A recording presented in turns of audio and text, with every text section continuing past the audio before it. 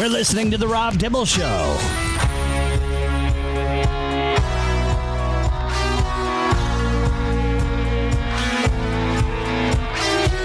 Back on the Rob Dibble Show with Ben Darnell on your afternoon drive.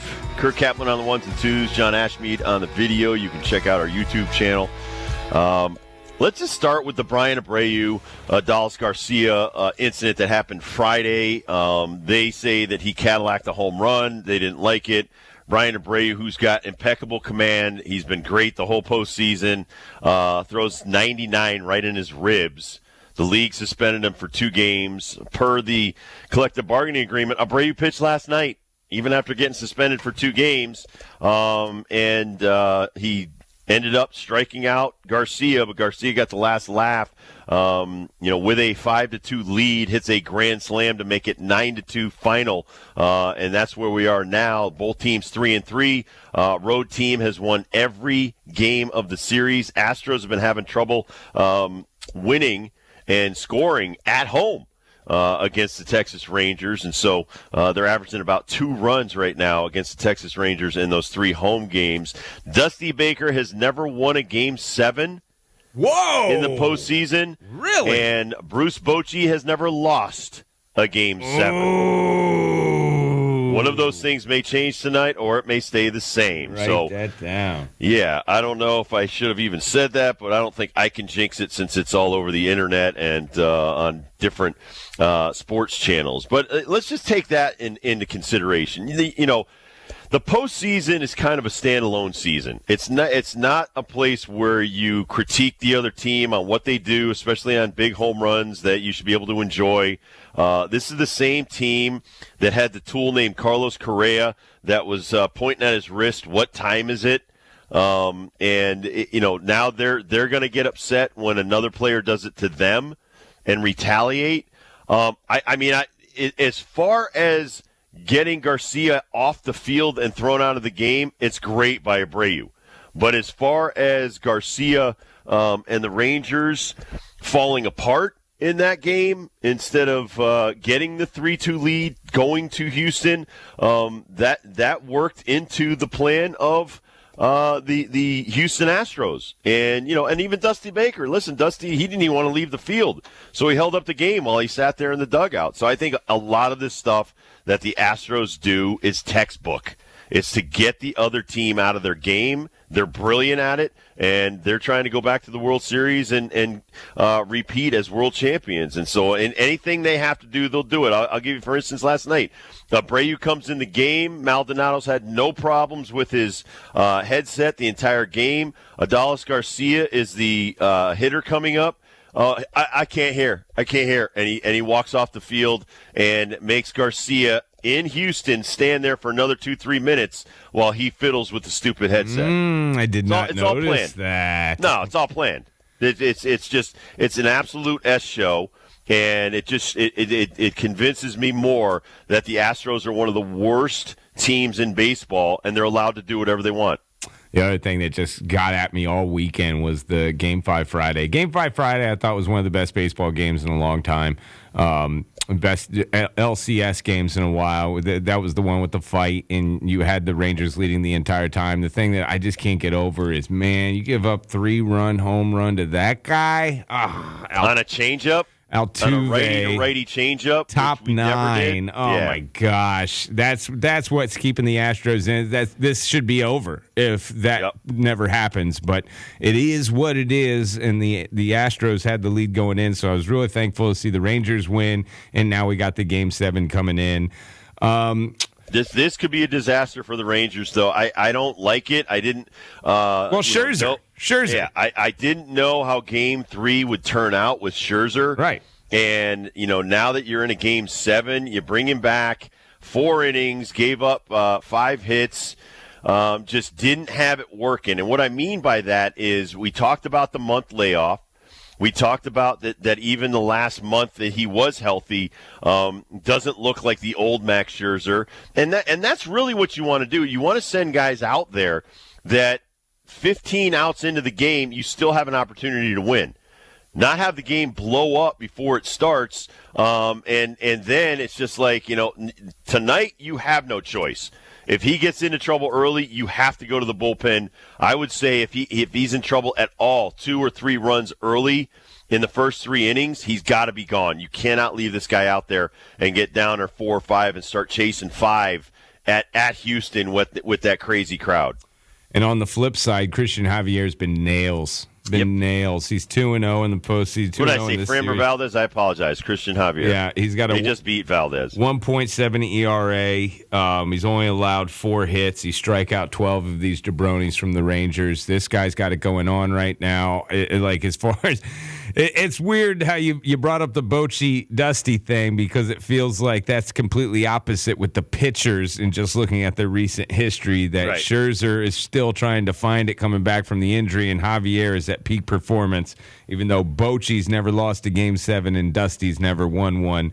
I'm with you, man. I think even if I got 2 guys on in the first or second inning, I'm really worried about Scherzer just right. as far as command goes. I know he's going to have the juice. I know the miles per hour is going to be there, but can he spot it? And there's a couple of monsters right now, Dibs, I ain't pitching to. Yordan Alvarez, you ain't getting nothing above the knees. Nothing.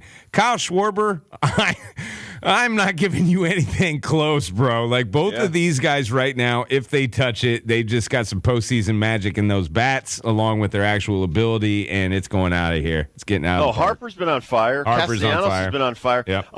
Let's get back to Scherzer. I mean, the one thing I can point to that he is rusty and his breaking stuff doesn't have bite. Of the 12 outs he did get, 10 were fly balls. 2 were ground balls. That's awful. That's a terrible ratio. It should be 50-50. And some deep fly balls, too. Some of those scare me. Obviously the home run and the 5 earned runs is bad enough. But what I'm saying is things are hanging in the zone. Even Kyle Tucker can lose a ball. Altuve, Bregman, these guys are looking for bad pitches up in the zone. That's what they feast off of. The Leclerc home run, the problem trying to explain this is that you didn't even throw the pitch 30 years ago.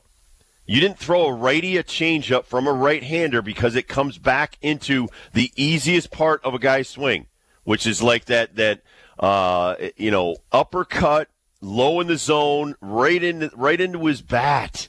And that's how Altuve crushes that pitch. So I just think, you see the mentally tough guys have been great. Presley's been amazing.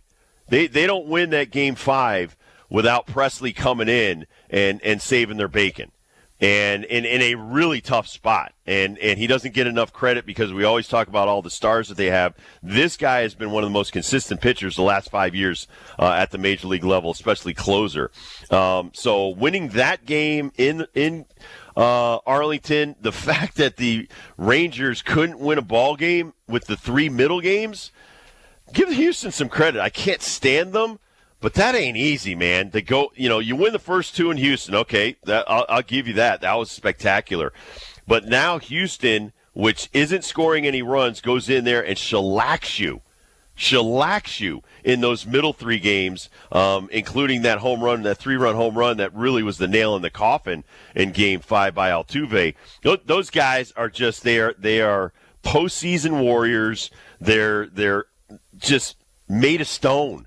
They because they played so many postseason games. I think Altuve's got like 25 postseason home runs. I mean, you're talking absurd amounts of home runs. Brantley continues to amaze. Was terrible the last month of the season, but once they get to the postseason, it's a whole new thing for them. Oh, I thought it was great that the Rangers did have a cushion last night. They didn't have to dip into their bullpen that much. I know Leclerc did get out there and got a hold, but he's probably, it's all hands on deck. They don't play Game 1 until Friday for the ALCS being Game 7. Well, you notice they skipped Chapman.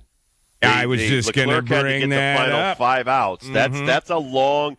I know he didn't get to save because but at the time he saved the game. Yes. And that's the way I look at things. It's you passed over Chapman to bring him in. He got into the bases loaded jam. Did a great job getting out of that jam. 3-2 strikeout. I mean, my God. I mean, it doesn't get any more clutch than that. So I know you loved Game 5. I think that situation there with the bases loaded and your upper run was incredible. They will need to use Chapman somehow, some way tonight. You can't go another 5 outs with Leclerc. I don't think he's capable of that. And Chapman, man, I've been telling you before the series started, even in a couple outings in the regular season, he has not been tip-top. There's been a couple of moments that have been really shaky for him, and I think Bochy's realized this as well, and he's got a short hook, especially he's just not hitting the strike zone. There's a lot of times where he's just getting in bad counts, and he's giving guys, obvious 3-1 situations where they can tee off. And the ball really jumps no matter who's batting against him because he's going to throw it super hard at you. I just know I will, no matter what Scherzer does, there are going to be 3 batters that Chapman will have to face tonight in Game 7. I agree. And Abreu may not be eligible. They're hearing his appeal today. What? And if he gets the 2-game suspension, he would miss this game. If they go to the World Series, would miss Game 1 of the World Series. I don't like that. I don't like it. I think it should carry over for next year. Right, yeah. But, Major League Baseball has so many flaws right now. It's just another one with the collective bargaining agreement. It should have been immediately heard. So he shouldn't have pitched last night. And I know Dusty has belabored the point, and I agree with him to some extent. It's the postseason, but your guy did something that you just don't do in the postseason. You stow that away. You will play the Rangers again someday. Garcia, you're going to come up against him again someday. You take your pound of flesh way down the road. Not the next at bat because he takes his time around the bases. And I know, again, why are we timing how long it takes a guy to get around the bases? This is the kind of stuff that sets off these brawls.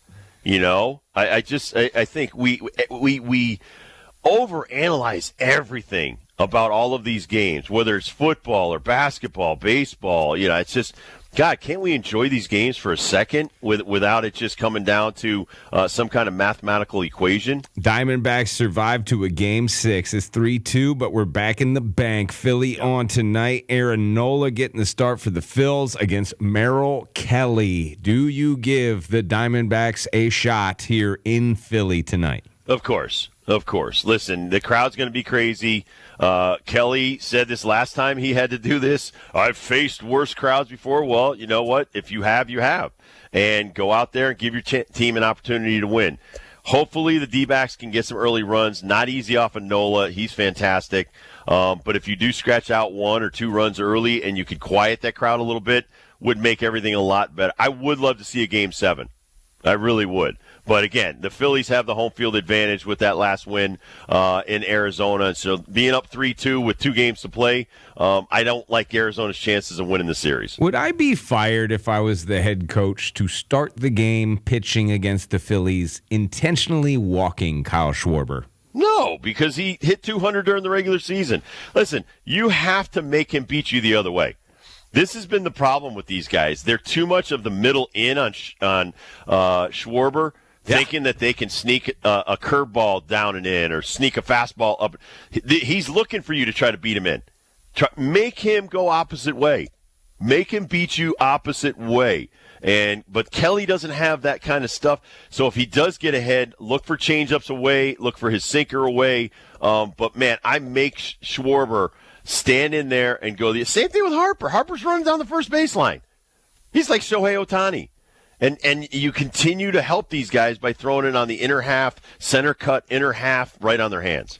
NLCS Game 1, ALCS will be Game 2. That's just the order of operations tonight. The National League's in Game 6 and the Game AL's 7 Game prime 7. time at 8:03. Yes, and if the Diamondbacks end up winning, they will have Game 7 tomorrow back in Philly. Yep. That's how it all works. All right, we'll come back. We'll do the first dibs question of the day. From the Connecticut Realtors Traffic Center. 97.